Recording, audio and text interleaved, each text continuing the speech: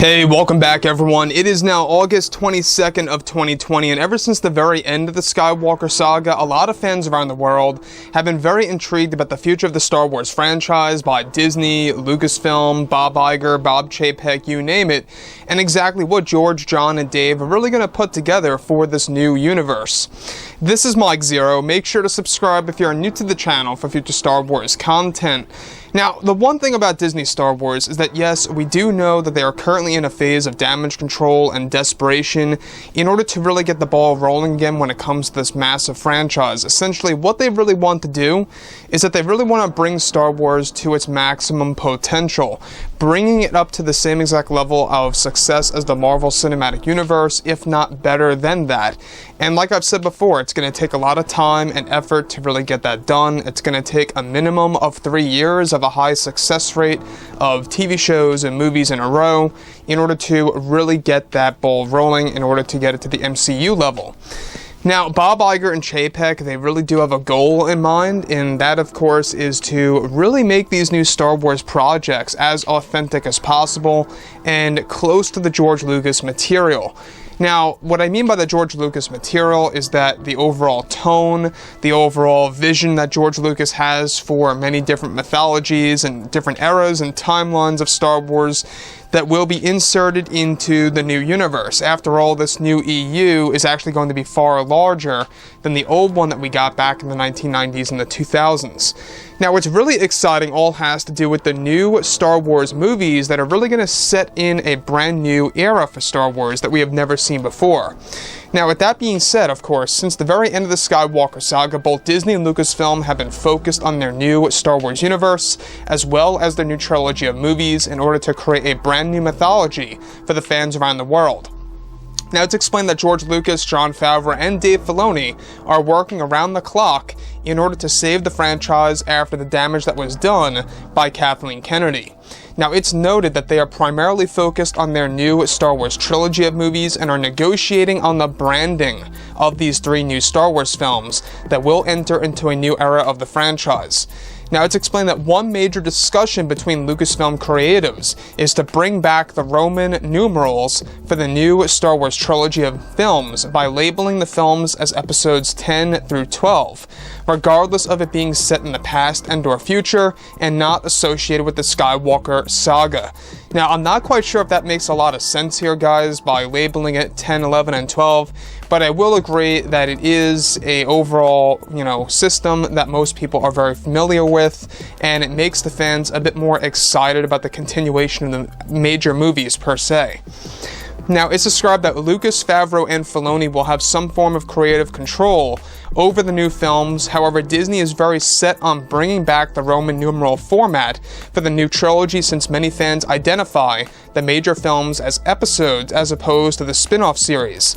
Not just that, but also Kevin Feige has not only been in the talks with actor Keanu Reeves, but that he's also been in the talks with actress Jennifer Connelly and even Leonardo DiCaprio to become a part of the new Star Wars movies. Back in the early 2000s, Leonardo DiCaprio was offered the role of Anakin Skywalker by creator George Lucas, and that the new interest of Leo's involvement in the new films is described to have been started by George Lucas himself, who wanted Kevin Feige to have conversations with Leo about the new movies.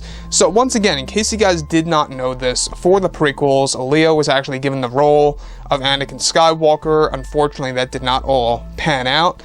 Didn't really work out that great. The reason as to why George looked at Leo is because he figured he looked like an older version of Jake Lloyd. And that's exactly why George wanted Leonardo DiCaprio at the time for the role of Anakin, which I could see his reason as to trying to choose him. He does look like an older Jake Lloyd.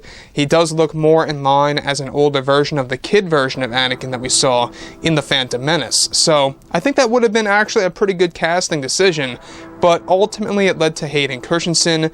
Before that, in case you guys didn't know, Paul Walker of the Fast and Furious franchise even auditioned as Anakin Skywalker and lost it to Hayden Christensen. So that would have actually been a pretty interesting take on how Anakin would have looked if Paul Walker was Anakin. You can see him as an actual Skywalker if you look at his face.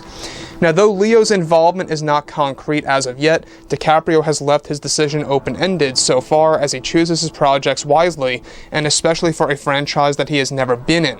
Not just that, but also Lucasfilm is looking to hire some of the crew that worked on Lord of the Rings movies to capture that overall tone of those movies and how it could be implemented into the new Star Wars films that are going to have a more dark and unsettling theme in the new mythology for fans to witness. So once again, these new movies, guys, they're going to be darker, they're going to be more brutal, more catered toward the hardcore fans that like the Old Republic and that overall theme.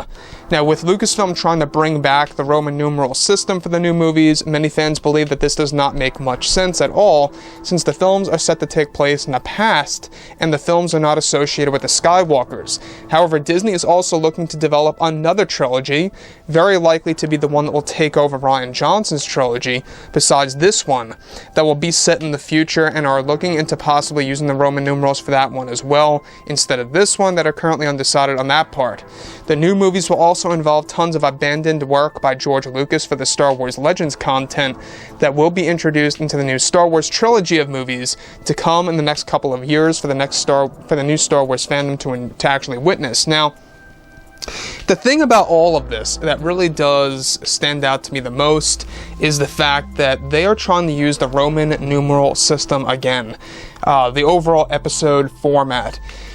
I myself, I've always said this before, that if it's going to be set in the past, it really does not make much sense to label it as episodes 10, 11, and 12, so I really don't know why they're even considering that, but, you know, let it be, I guess. I mean, when you think about it that way, after all, it is just a Roman numeral system. If it's disconnected from the Skywalkers, you know, it shouldn't create too much confusion per se. But still, if they're going to label it 10, 11, and 12, the trilogy at the very least, I think, needs to be set in the future as opposed to the past. That's just how I see things. Now, like I said, they're also focused on 3 other films that's going to have a trilogy format. This is most likely a trilogy that is taking over the Rian Johnson trilogy. Because initially we had the Rian Johnson trilogy and we had the Game of Thrones guys, you know, their trilogy. David Benioff and D.B. Weiss before they were fired or let go and pretty much, you know, stepped down voluntarily, quote unquote, away from Kathleen Kennedy to focus more on Netflix. So after they were gone, somebody else took over the new trilogy in secret, other writers and directors that, you know, they are slowly announcing over the next couple of years. And that trilogy is in and on itself. As far as the other one that's going to be set in the future, this most likely is a particular trilogy that's taking over the Rian Johnson one, since Rian's trilogy was already divided up into 3 separate Star Wars films that are going to be labeled as spin-off movies now. And Rian's involvement is pretty much next to none, because Bob Chapek really deleted all of his ideas, his overall concept of this new Star Wars universe that Rian Johnson wanted to do, as well as Kathleen Kennedy. That was completely thrown into the trash, thankfully. So, about Leo, though, alright? I know a lot of fans out there are going to be like, why in the world would Leo step into Star Wars, right? That does not make sense. And what they're trying to do is that they're now trying to get A-list actors and actresses, like Jennifer Connelly, Keanu Reeves. They've even had talks with Gerard Butler to step in for a role in Star Wars. Even, of course, you know, others out there that many fans are very familiar with, like Anthony Hopkins. He was also in the talks to portray a new villain in the new Star Wars trilogy. So they're aiming for a lot of A-list actors, and it's nothing necessarily new per se. I mean, we saw this in the prequels with Liam Neeson as an A-list actor entering into The Phantom Menace. But mind you, they want more A-list actors now. You know, in the actual new films. They want to actually create a different type of ratio between unknowns and A-listers in these new Star Wars films. So, like I've said before in the past, you know, when you think about these new movies and their format, it's going to be a very interesting process to see exactly how it all rolls out over the next couple of years and how fans are really going to accept all of this or not. So, like I've said before, guys, you know, drop a comment below.